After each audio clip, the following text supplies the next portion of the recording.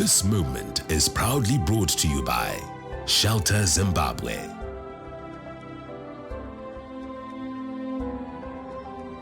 Shelter Zimbabwe. We nurture our society.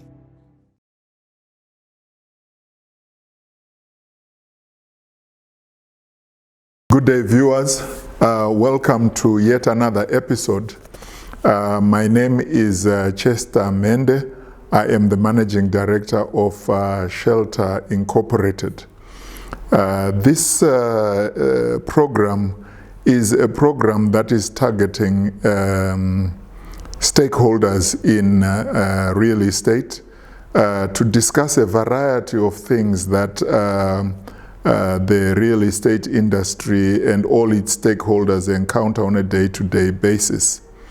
Today, we are honored to have in studio with us Mr. Mangwiro. Mr. Mangwiro is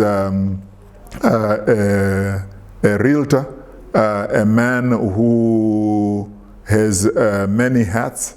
He's an estate agent. He's a real estate stakeholder of long standing, who we thought would bring us some information that we can share. Welcome on board, Mr. Mangwiro. Thank you so much, sir. Thank you very much. Mr. Mangwiro, you are Crusader Real Estate, is that correct? Exactly. Right, which means you are estate agents. Your business is to sell property to a variety of people. Yes, it spans from sales of real estate, valuation of real estate, and of movables also, management of real estate, letting and management. Right. So you cover you countrywide, or you're confined to Harare? We countrywide. We carry out valuations countrywide. We would want to go outside Zimbabwe, and we are hoping to do so very soon, because we've got contacts in Zambia that we are looking at. Right, right. Mr. Mangwiro, you and I go back 20 years ago, 30 years ago. A long time back when I was with the city council. That's correct, when you were a valuer with the city of Harare. Exactly. So this is why I say you're a man of many hats. Your experience, what is your experience with the real estate industry? We were talking to another expert the other day, and he was preoccupied with the cost of buying a house in Harare, the cost of renting a house in Zimbabwe, compared to the cost of the same in the region. How do you find it, and why are we where we are, whether we are more expensive or cheaper? What are the reasons for this? I must say, I don't have a lot of comparable evidence on what's happening outside Zimbabwe, but I understand it looks like we got steeper rentals than the others. What it might be attributed to our dollar, to our, to the fluctuating dollar that we have. Our dollar. Right, right. I don't know, but it looks like we are steeper than other of our neighbors. I don't, but I tend to be corrected on that. Right, right, right. The real estate industry is faced with a number of developments in the international community. We are faced with climate change, we are faced with pollution, we are faced with biodiversity. Your views on this? Yeah, it is really impacting on us, and you'll find climate change will impact on our farming or land available. It has not yet expressed itself in that way, but the way things are happening and the way people are developing, it needs to be checked. We need to check, and we need to have a sustainable development structure which should benefit or which should be enjoyed by generations to come. Is there anything society may need to watch out for? Inside the last 24 months, we had floods, and we saw some ugly experiences in wetlands. Is there something you may want to educate society on so that we guard against this? What is our part in compromising the environment in what we are doing in the construction industry? We have done a lot of negative things to our land. Both developers and individuals look at developments in wetlands, look at unplanned developments. We've got local authorities that are complicit in that, mind you. We've got certain local authorities that have taken open spaces that were designed for recreational purposes and turned them into residential buildings or residential stands. That obviously will impact negatively on the climate. Right. Yeah, it will. And we have seen a lot of these developments where one wakes up at night with the house already flooded and kids swimming in the house. It can only get worse if we don't attend to it now. Right.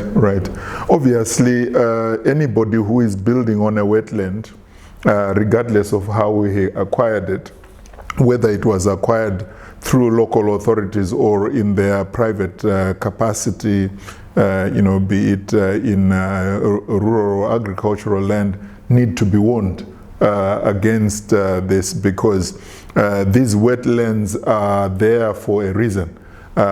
These recreation units are there for a reason. Trees and afforestation is important, and it plays its own role in managing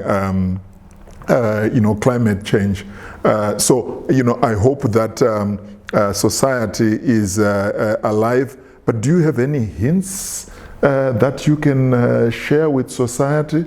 The impact of waste management, for example, the impact of, in addition to what we are discussing on wetlands, biodiversity, and pollution?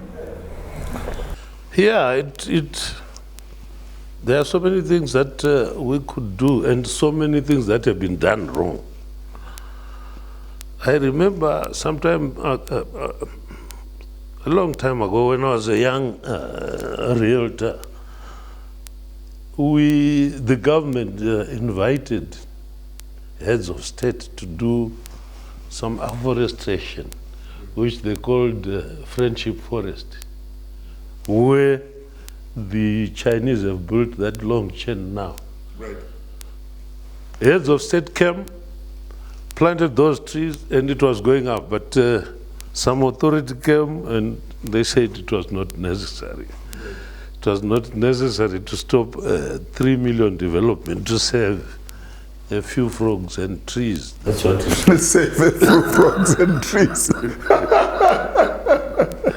Well, and I think there's not enough education to the people, and it should come through local authorities for these things to stop. But sometimes you want us to think local authorities are also complicit in these. There's got to be some education, because we honestly, at the end of the day, will not leave anything for generations to come. Right. So using that example that you give, going and building a shopping mall in a wetland, what is the impact on society? It might not be felt immediately. It might not be felt immediately, but I'm quite sure experts will tell you that our water table and our water levels will shrink, for lack of a better word. But okay. It will impact on our water levels. It will. Okay. And the impact on our water sources. Yeah, because someone was telling me that when you have a dam, it normally feeds from tributaries. Yes. And some of these tributaries come from small beginnings. It can be just a little bani. And that bani leads into a stream, and that stream leads into a river. That river leads into a dam. So if you kill the bani, you have killed the source. So we are killing ourselves in the future. We will not have the water sources. I guess this is some education that needs to be pumped into society, because I'm sure if you look at the deserts across the world, maybe something along these lines had something to do with it. Somebody somewhere along, way back, underestimated the role of these things and slept on duty. And slept on duty, and as a result, we now have a desert. Exactly. Right. Yeah. I would want to think that it went in that way.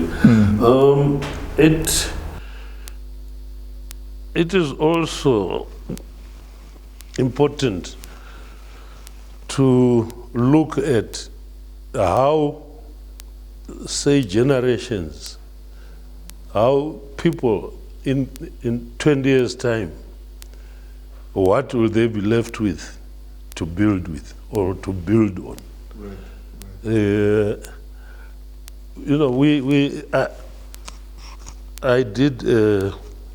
I wrote something on green building. We had better start doing green building now. We had better go into green building, which will decrease costs of building property. You have mentioned that. It will also make use of local material. Use of electricity or whatever to light premises will be reduced by just positioning a building properly. We should start doing those things, and I know there are groups in this country that are working on those things, that are actively working on those things. But I'll tell you some 5-6 years back, when I was working on green building, I interviewed quite a number of people in the building industry. It was quite new. To them, they knew about it, but it was quite new and it was not being applied. It's also things that we must look at. What is green building? It's the process of building in which a lot of other things are considered, like, say, the sun's position on a building for purposes of lighting, the wind positioning, and the material that is used. An example of green building is Westgate. Right. Westgate, that shopping mall. Yeah. Right. It's built like an anthill, where these small little creatures designed those things such that air and whatever is used economically in there, and the temperatures are controlled within there. This is like, this is like... That's how that shopping mall was built. Right. Yeah. And when you talk about building materials, what else can we do? I was thinking the other day that we are building with bricks. We are building with concrete tiles. What is the impact of these things on the environment? We should look at a situation of, if this building is now going to be decommissioned, right, how are we going to use the material that we had used in building it in the first instance? So it also green building also involves the disposal after the building expires of the material that has been used. So other things that we could, I've noted it with interest on our roads.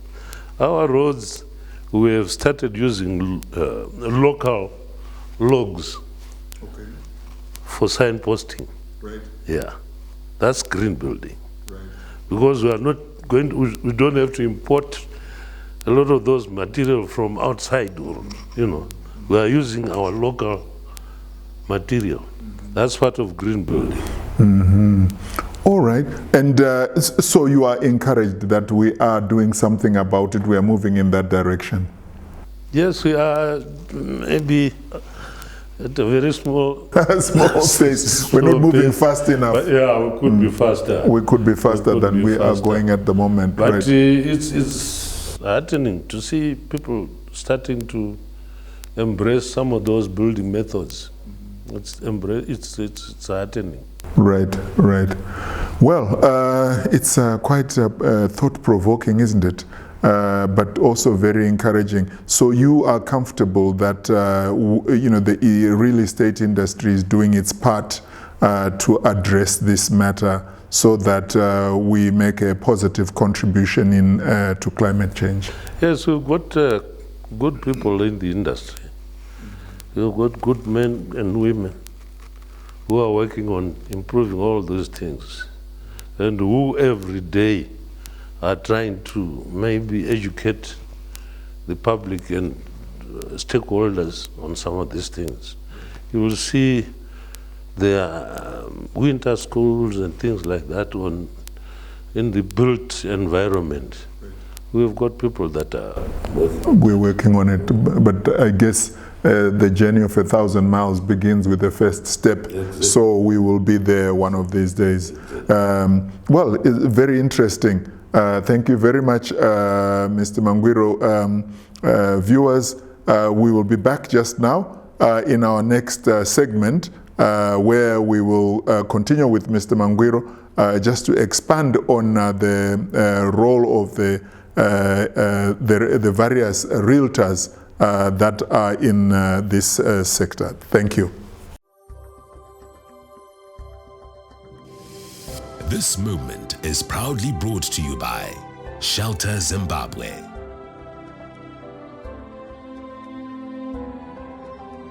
Shelter Zimbabwe. We nurture our society.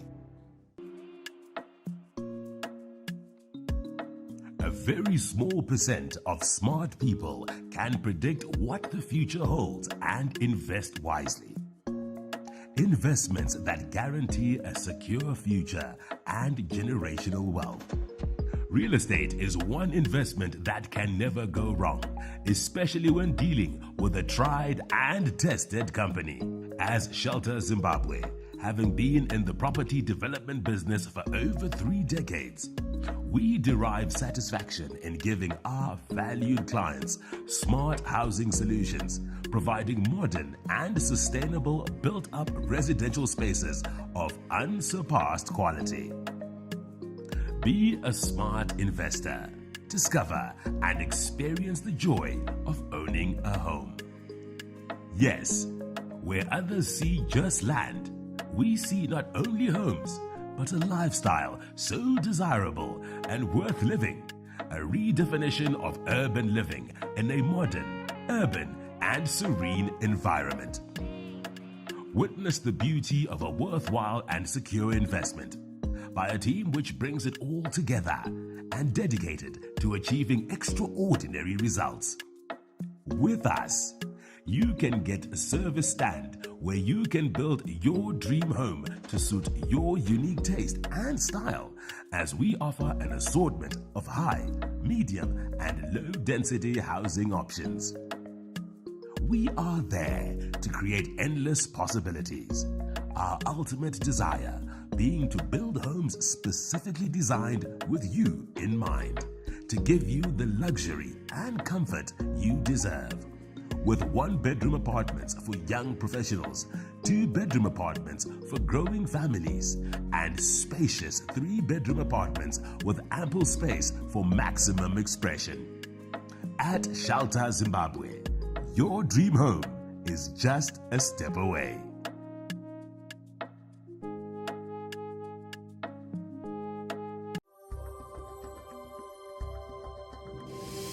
This movement is proudly brought to you by Shelter Zimbabwe.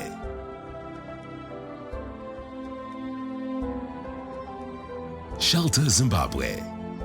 We nurture our society. Welcome back. Mr. Mangwiro, when we went to the break, you had gone into quite some depth on green building. Do you want to explain to us a little more? I'm just imagining a young couple sitting in, behind a screen, watching us at the moment, and asking themselves what green building is and how it can benefit them, as much as we want it to also benefit the environment. What exactly is it? Can you break it down? Yes, I hope I can, but what we mean by green building is a process of constructing buildings in a way that we maximize air circulation, natural lighting, use of water, water, maybe harvesting water, and the use of grey water in a building, maybe to instead of using water, clear water to do your lawns, you use grey water. So when you talk of grey water, you're talking about water that is falling off our gutters? No, from the shower. That is coming from the shower, which something that we've used for having a bath. Yeah. We can now take that and go and use it to, water our gardens. To water our gardens. Okay. So in doing that, we have reduced the cost of water, cost of water use. Mm-hmm. We also maybe encourage the vegetation, which is very necessary for our livelihoods. And as you mentioned, biodiversity there. Green building will also involve use of local material. And you know how that will assist in reducing pollution, and we are not going to have to be using lorries coming from all over the place, and we are using local material. What are local material? Maybe wood from around the area, not having to bring it from Mozambique or whatever. Maybe using local material to do our roofing material, which is happening here, I think. But I hope in doing that, we are not killing certain things. We are not interfering with the system. Because we might start producing tiles here and waste going into a river stream, and it's doing more, yeah. I see there is a lot of trucks plying up and down, harvesting river sand from wetlands and pit sand from all over the place. What is the impact of that? Does that affect the environment in any way? That's one of the worst activities that are happening in our capital, in our cities, or around our cities. This harvesting of river sand and pit sand and whatever. Right. Because this is being done wantonly and by people that are not experienced and on areas that are not designated for that. You see, you will find, and I don't know, but this is not sustainable. It will not be able to it is going to deprive generations that are coming of a right they have got, because we'll have flooded all the rivers with sand, what you call it? Siltation? Siltation, and sources of water will be blocked. It's something that must be stopped, and it irritates to see these people making a killing and a living from depriving future generations of their rights. I was reading an article in the press the other day, and in a country somewhere in Asia, the community and the leadership decided to reroute a river so that they could reclaim land for purposes of agriculture. They succeeded for a couple of years, until 1 year when nature took its course and went and wiped out everything they had done, wiped out their crops, which they thought, land that they thought they had recovered for agriculture was wiped out, and the river reformed yet again. On its course. On its course. It was back on its course. So this is the power of nature that cannot be underestimated, and we must respect it as it is designed, because nobody designed those wetlands, nobody designed those streams and rivers. So we have a duty to respecting them, because they are there for a reason, and we didn't put them there, so we must coexist with them.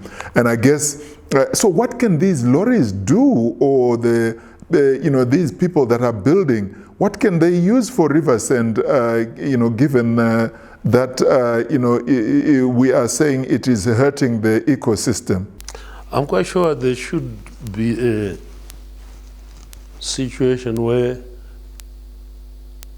the land is designated for that, and after use, it's rehabilitated. And it's happening. Right. Mines are doing that. Yes. Yeah. Yes. And I'm quite sure that there's some brick factory that is doing that. Right. Right. Yeah. We are saying, yes, we need this stuff for our built industry, for our built environment, but we must replace it and make it usable by generations to come. Sustainability. Yeah.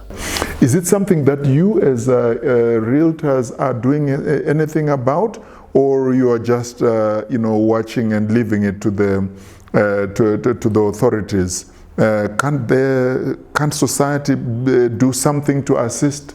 Because we are, society. We are part of the local authorities. Someone was telling me the other day that the police will never arrest anybody unless the community cooperates.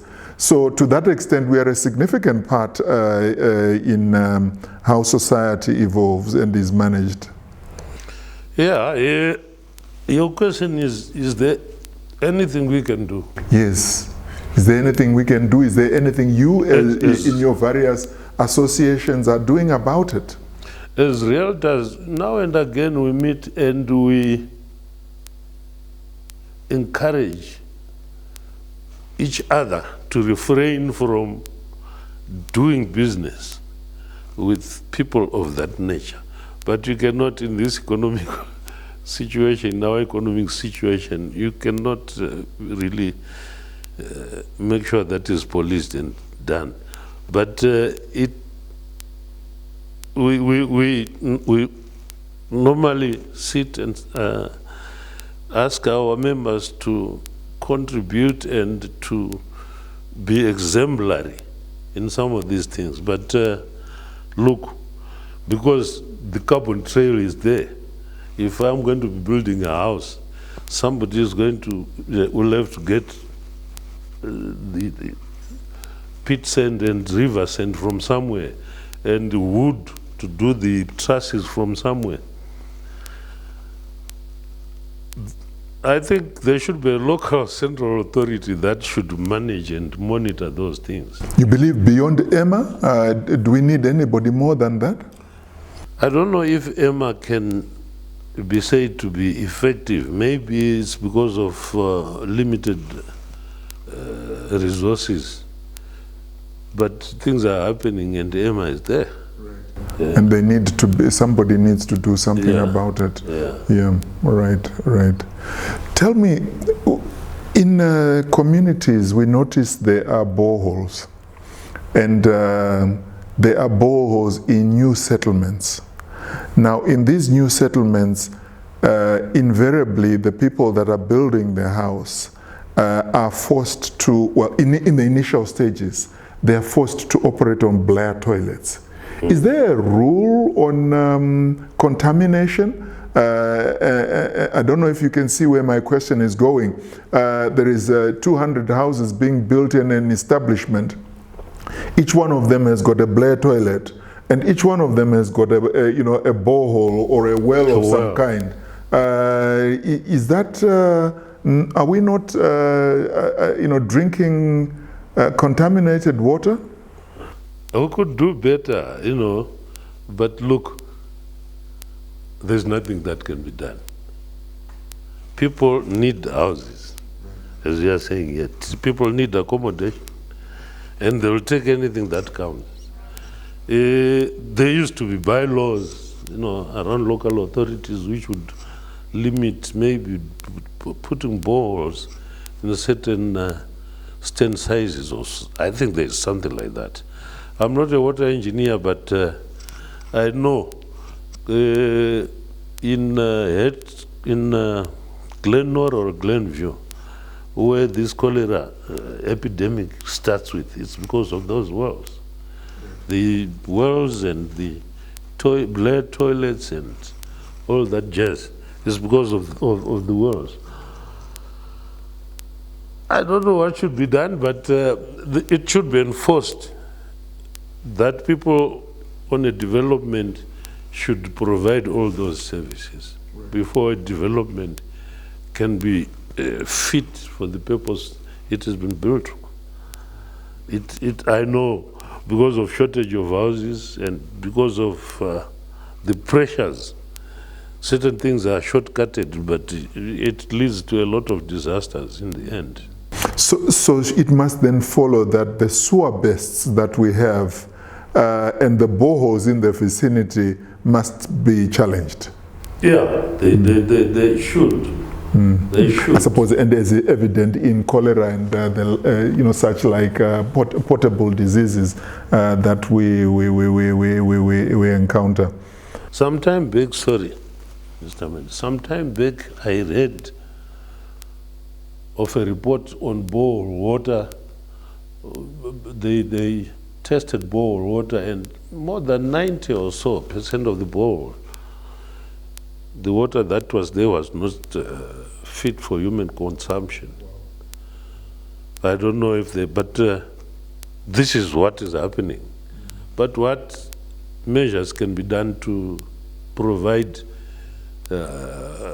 water to the people when the local authorities is struggling also? Right. So I guess all we can do is be on the lookout for some of these things, so that we do not introduce diseases that can be avoided. And education at whatever level, at school level, at church level, at Msangano level, wherever, educating our people.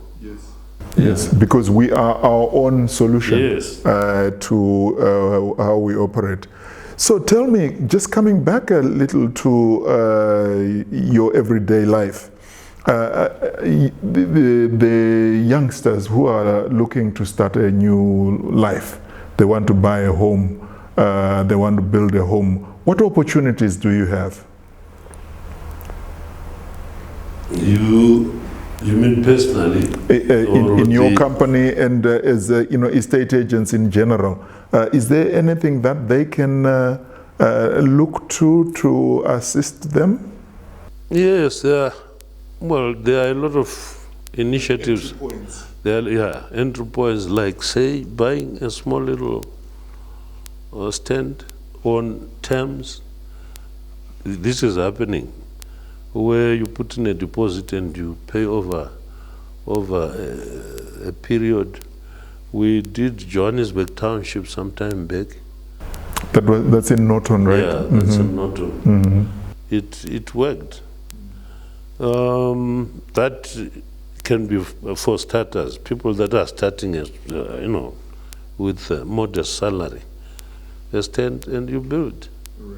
You build. I remember I built my own home myself.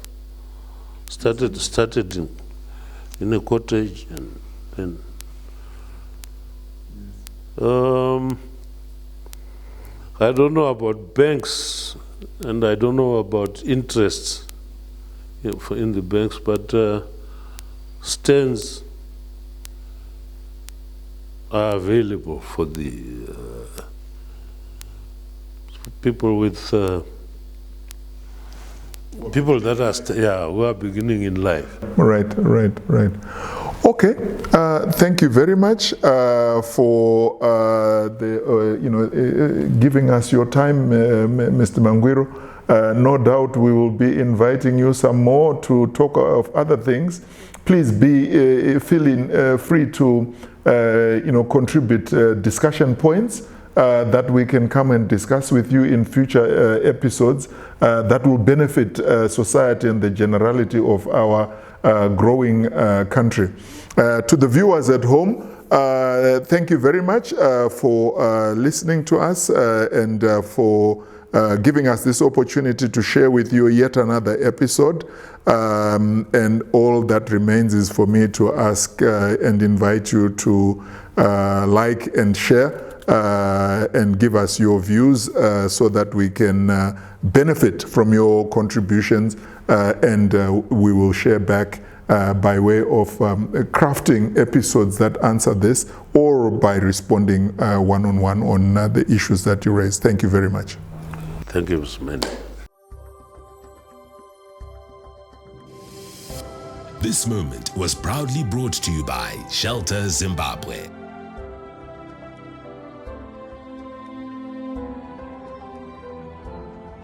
Shelter Zimbabwe. We nurture our society.